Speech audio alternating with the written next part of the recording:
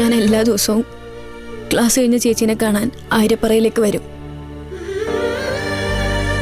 ചേച്ചിയുമായി കുറെ മതിയാവോളം സംസാരിച്ച് മതിയാവും ഞാൻ തിരിച്ചു പൊക്കോളാം. എനിക്ക് സമയം കിട്ടുമ്പോഴൊക്കെ ഞാൻ നിന്നെ കാണാൻ വരാം.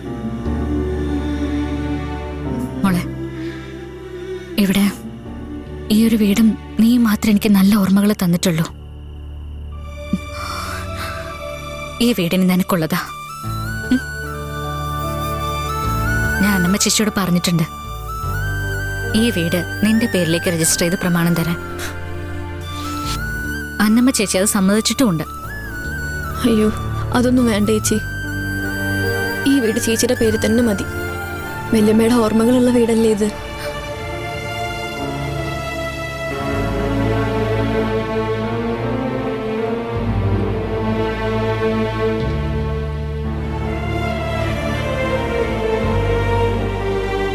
കലമോളെ, എനിക്ക് അമ്മ നഷ്ടപ്പെട്ടപ്പോ എന്നെ സ്നേഹിക്കാൻ ദൈവം തന്നതാ നിന്നെ. ഞാൻ ഈ വീട് നിനക്ക് തന്ന ഏറ്റവും കൂടുതൽ സന്തോഷിക്കുന്നത് അമ്മയുടെ ആത്മാവായിരിക്കും.